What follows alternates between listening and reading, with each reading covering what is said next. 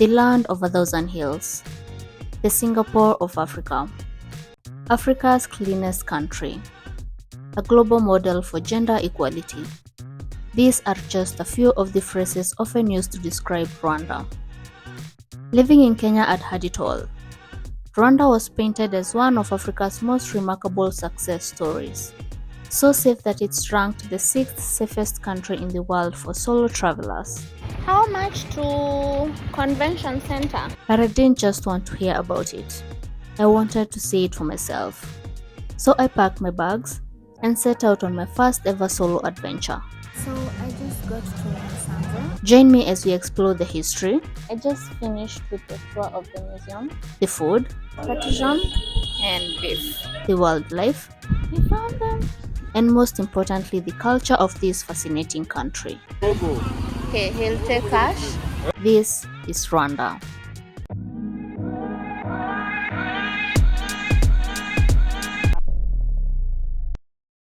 Today we are exploring some of the must-visit spots in Rwanda's vibrant city, Kigali. We'll dive into the city's culture, heritage, and community life. Along the way, we'll come across bustling streets, local hangouts, and spaces where locals and visitors alike go to hang out to enjoy some food, music, and everyday life. Come with me as we explore the heart and energy of Kigali, a city that beautifully connects modern community and history, all in a safe and welcoming environment. Welcome to today's episode.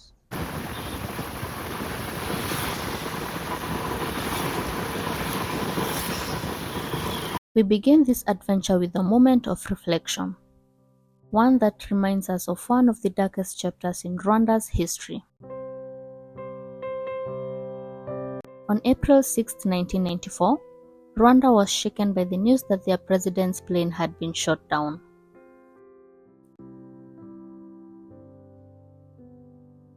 What followed was unimaginable. Extremist militias and groups turned against the Tutsi population.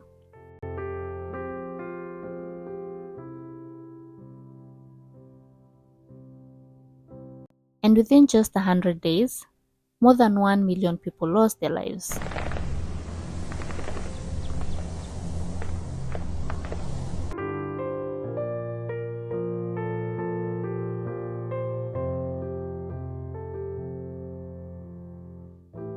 One of the most important places to understand this history is the Kigali Genocide Memorial.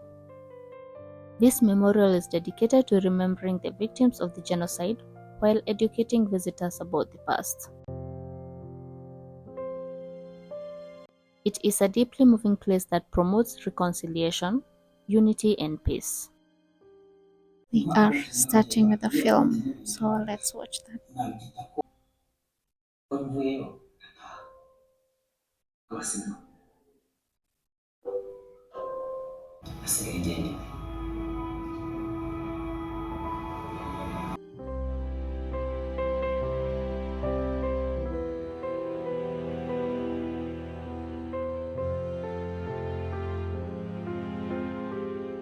So when you get to the memorial, the first thing you do is watch a film, a documentary-like film. You're allowed to take videos and pictures outside, but inside the museum is not allowed, and that's where we are going to. In the museum, you'll learn of life before the genocide, life after the genocide, and life during the genocide. They have everything in pictures, there are videos. They also have a children's room where it's like a memorial of the children that died or were killed during the genocide. They also have bones of some of the victims and their IDs, as well as some clothes of victims of the genocide. We are still at the Genocide Memorial, and here you'll find names of some of the people that were victims of the genocide. The Wall of Fame is still a work in progress. Many victims' identities are still being documented, and many who rest in the mass graves remain unknown. In this section, we have the graves, the mass graves of the victims. As per our guide, there are 250,000 people buried on these grounds. But overall, in Rwanda, over 1 million people died.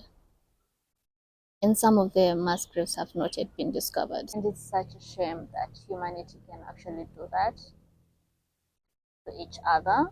After you're done with the heaviness of what's inside the museum, the exterior part is quite calming, and you can take a moment to calm yourself.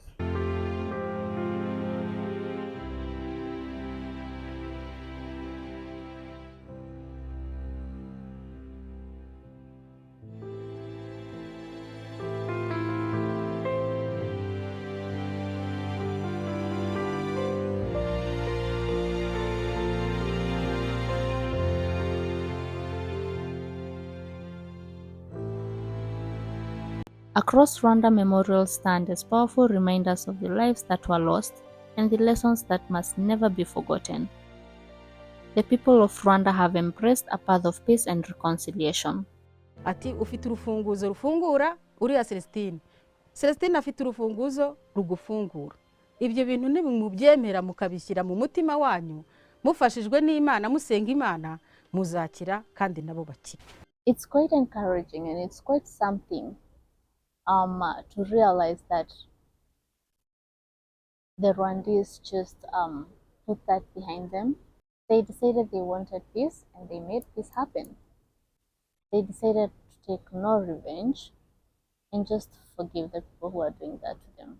Visitors can explore the grounds on their own or rent an audio guide for around $20. But I gotta give it to the people who came up with this idea, because everything was well curated. They even offer psychology and counseling services. If you think that whatever you've seen is too much, you can go and have a counseling session before you go home.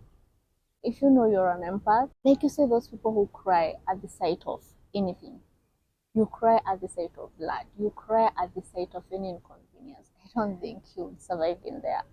Something that I actually found quite interesting is that the people who are doing the massacring, some didn't even go to jail. As long as you confessed, you are given community service. Beyond the Kigali Genocide Memorial, several other memorial sites across the country continue to preserve this history, including Nyanza, Nyamata, Murambi, and Bisesero. Anyway, now that we are done with the heaviness of this place, let's move on to something lighter. Let's see what we'll find along the way. We continued our journey through Kigali to see how the city has transformed. How much to Convention Center? Convention Center? Yes. 1.5. Yeah? 1.5.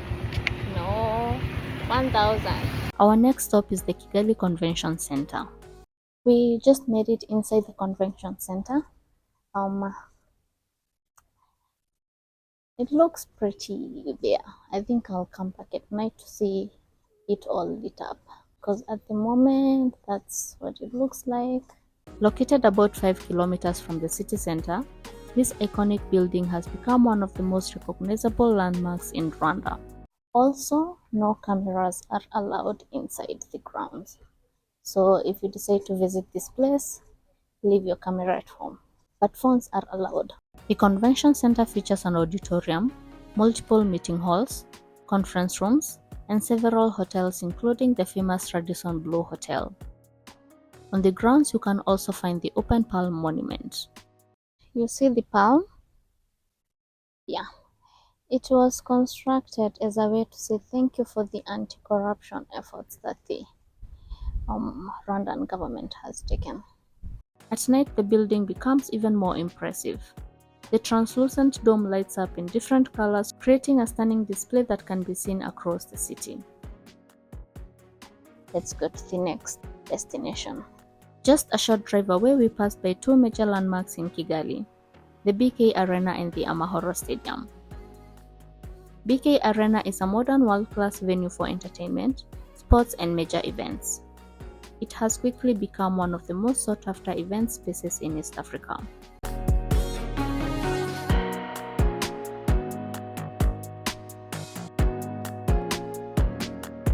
Right next to it is Amahoro Stadium. the largest stadium in Rwanda with a capacity of over 45,000 people. That's BK Arena, and this is Amahoro Stadium. But this stadium also carries deep historical significance. During the 1994 genocide, Amahoro Stadium became a UN-protected site sheltering up to 12,000 refugees, most of them Tutsis. So to access the BK Arena, if you are an East African citizen, you pay $10. And to access Amahoro Stadium, you pay an extra $10. I'll put the poster with the charges on the screen so that foreigners, you can know what you pay, as well as the Rwandese people. Next on the tour, we headed to one of Kigali's liveliest food spots, the Biryogo Car-Free Food Street. This vibrant street is packed with local restaurants, street food vendors, and music that brings the whole place to life. And in the evening, it all goes live. I am back at Biryogo Food Street. I really hope I'm pronouncing these names right. And if I'm not, I'm sorry to my Rwandese people. The atmosphere becomes even more electric, giving locals and tourists alike time to enjoy great food, drinks, and good company.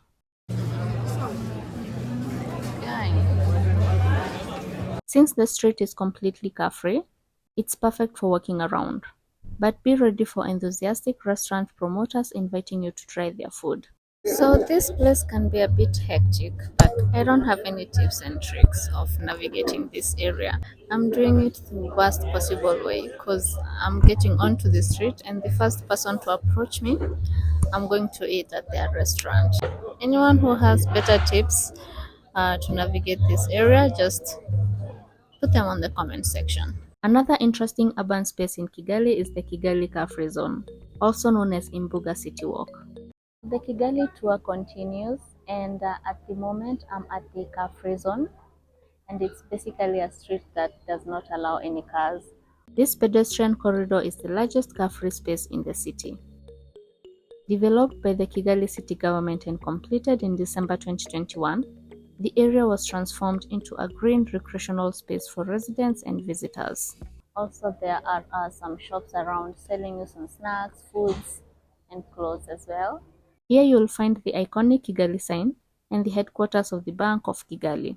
Also, something else to note is that the Biryogo Car-Free Food Street and the Kigali Car-Free Zone are two different places, so don't get confused by that. To know the difference, in the Kigali Car-Free Zone, there is a Kigali sign at the entrance. So once you see the sign, just know that you're in the right place. Spaces like this encourage people to rethink city life, not just as places for business and traffic, but as places for community, connection, and social life. And finally, we end the day at Kimihurura Roundabout Park. I just got to Kimihurura Roundabout Park, and apparently motorbikes are not allowed within this area. You have to be dropped off like 500 meters away, and then you walk up to the park. This peaceful park is a favorite spot for locals looking to relax, exercise, or even work outdoors. It features a running track, making it perfect for joggers and fitness lovers. The park is generally clean, calm. There are people cleaning as we speak, which is quite fascinating. There's also a public restroom, which is clean. The fact that it's for public use is quite interesting. Nairobi would never.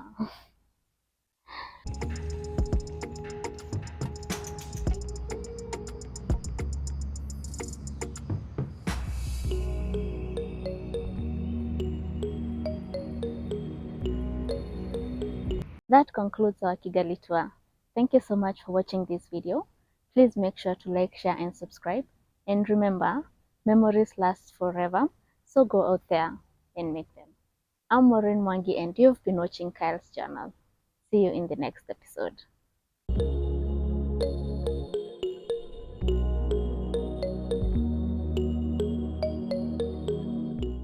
And just when I thought I had seen it all in Rwanda, I experienced something completely unexpected.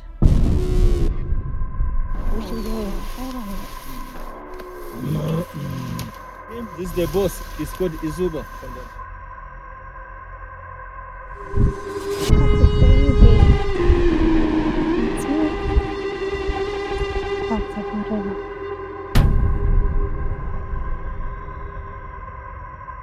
Kigali.